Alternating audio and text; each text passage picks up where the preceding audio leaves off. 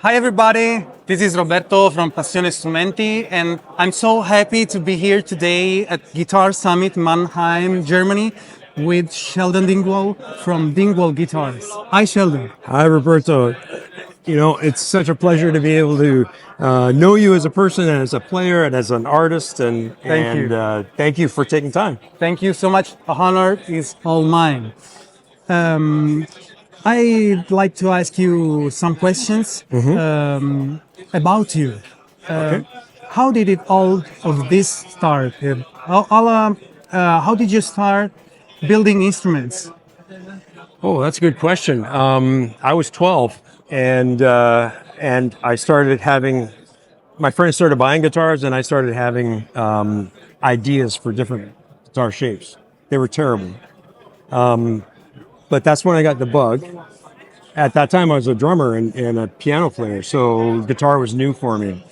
And the Leo Fender of Canada lived in my hometown, and he operated out of a two-car garage, but he was the very first electric guitar manufacturer.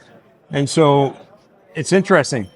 If I would not have known about him, I would have thought that, oh, you can't start a small guitar factory in your garage.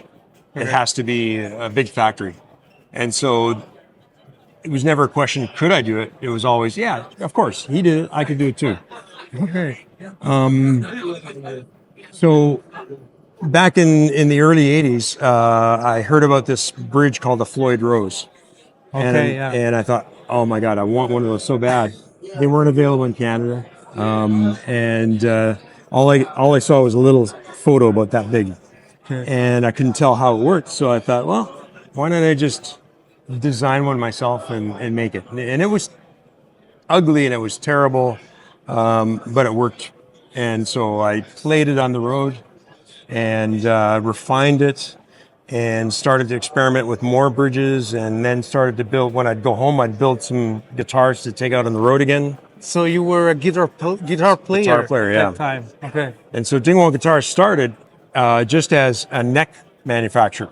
And so we made replacement necks for Stratocasters, and they sold well. Then people started wanting bodies, and so we started building bodies as well. Okay. And they sold well, and then people started wanting bass guitars. And I was like, what do you want in a bass? And they said, want a good sounding B. And because I had no experience in basses, I thought, well, I don't know anything about bass, but I do know pianos have great sounding Bs. And so I went to piano people and I talked to them about, okay, what's the secret to good sounding pianos? And yes, it's construction, but it's also very much scale length. Okay. And so I studied piano first to try and figure out how to solve the issue on a bass. Oh wow. Also piano. Yeah. And so that's where it came from. Because pianos have used, well, there's been multi-scale used in harps since before Christ. Yes. And so this is very proven, very classically derived technology. It's just never been applied to guitars, at least until the 1980s. Designed a bass, experimented with different lengths of B strings until I found what sounded the best, and then measured it. It was 37 inches. Yeah. Okay, so that is the beginning of the long scale. Yes. Right? And it was just fortunate that I found a string that was long enough, but it had no package, so I had no idea what brand it was. Had no idea that nobody made that string. Where it came from, I don't know. It was just a gift from the universe, I guess. And so but I hadn't seen multi-scale yet. And so I thought nobody's going to want to play a 37-inch scale bass. So I thought, all right, I've solved the B, but I've ruined the bass, so there's no point. And then I saw Novak's guitar in a magazine. And I was like, only the B string needs to be long. The rest of the strings can be shorter. And so that was like, okay, now I know how to build the bass with the 37-inch B. And I just happened to be at a Luthier's convention. I met Ralph Novak, Okay. and we hit it off. And And may I ask, how did the idea of the Fend frets came up? so back at that time, everybody was trying to combine the best features of a Les Paul and a Stratocaster. And so you put a humbucker in a Stratocaster and to try and make it sound like a Les Paul. It sounds like a Strat with a humbucker. And if you put a single coil in a Les Paul, it sounds like a Les Paul with a single coil. And Ralph was the first guy to go, well, I mean, PRS also decided that scale length was important. And so shorten the Strat or lengthen the Les Paul to try and get halfway between. Okay. But Ralph was the first guy to go, but I like the wound strings on a Strat. I just don't want the thin, bitey treble strings. Yeah. But I love the warm treble strings of the Les Paul, and I just don't want the dark, pitchy wound strings. So what if I was to have 3 frets at a Strat scale length and 3 strings with the frets as a Les Paul? Then I could have the best of both worlds. But then I wouldn't be able to bend. Okay, well, why don't I just try and connect to it? Yeah. And so he just did one guitar thinking it wouldn't work. And it played in tune. And he took it out and he played a gig and he went, oh my God. It's working. It's not only is it working, but it's fantastic. Yeah. And so he went and filed for a patent, I think, pretty much right after that. Okay, wonderful. And now, what is this news like the 2 versions of the D-Rock, the 2 new version, and obviously the brand new Fast Lane? Well, the D-Rock started out more like a Thunderbird, but it was too much like a Thunderbird, and that kind of got us into an agreement with Gibson that we would change the body. And personally, I like it better, actually. And so, but the Thunderbird was designed by a car designer. Yeah.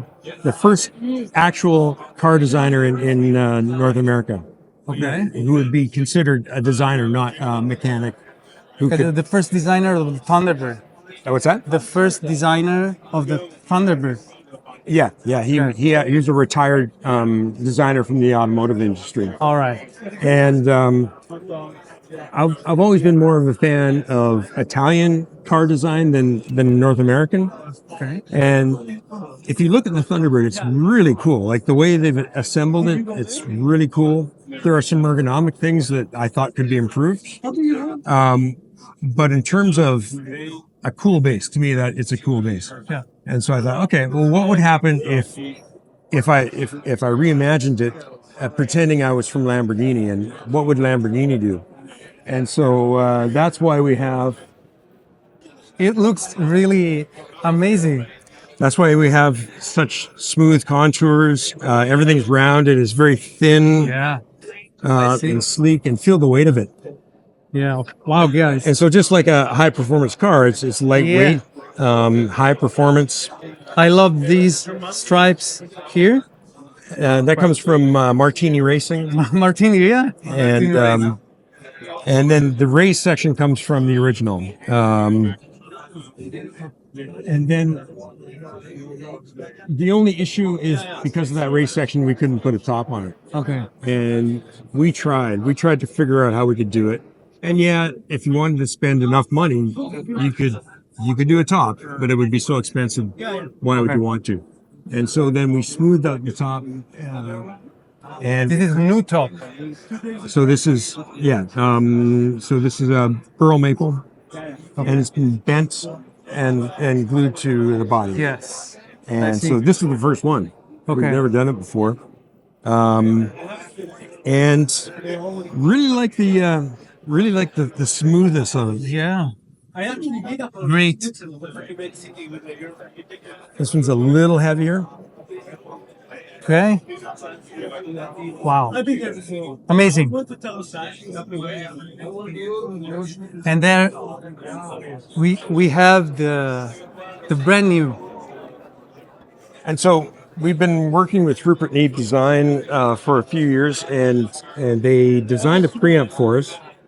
It's the only Rupert Neve bass onboard bass preamp they've done, and so very honored to be able to work with them.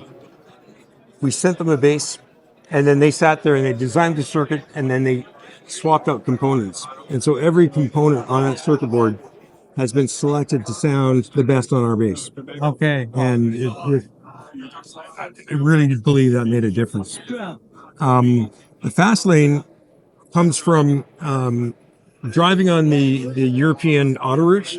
Okay. There's a slow lane and it's filled with trucks. And then the left lane, it's Audis and BMWs. And so for our own production, we have very complex instruments that you cannot rush. If they're too artistic, you have to take your time to do a perfect job. Okay. And so those are like in the right-hand lane. They take a long time. You can't build them fast. But then we have instruments that are simpler, like this one here, that it can be built fast, and so it's in the fast lane. Like fast lane. Yeah. And so that's how it got its name and its concept. Our custom shop we've never had so many orders for custom basses, and they're all complex. Okay, I see this is very complex. It's wonderful. It's perfect. It's really good. We have some of the most amazing luthiers. I personally could never do work that good. So I'm thankful that they do it, and I get to be here instead. The problem is that there is now over 3 years waiting time to get a custom shop bass. Okay. And so we have excess capacity in our machine shop. Mm-hmm. So we can machine the parts. We just don't have the capacity in the paint shop to be able to do them. Okay. So we're partnering with other guitar builders that have capacity in their paint shop. So we'll build the parts, send them to them. They'll sand and finish them, send them back. We'll assemble it. So other luthiers. Yes. Okay. So all built in Canada, so you get custom shop quality without the long wait time. All right. What you give up is you give up options. Like, this is it. This is what you get. Oh, okay. That's it. Yeah. And if you want custom, then we have custom shop, but you'll have to wait. And I can say, because I had the chance to play it, it's very, very good. Well, thank you. And it sounds amazing. It sounds amazing. And so half of that is going to be your fingers too. Okay. Or maybe more than half. Probably more than half. Maybe 90%. I had a really interesting experience in Mexico. We did a clinic, and it was our first one there. And so I had a lot of people wanting to try the instrument out. And so there was people lined up for about 2 hours to try one bass. Okay. And they each had 2 minutes. And I would put it in the player's hands, and they would start playing. And then I would start adjusting the EQ.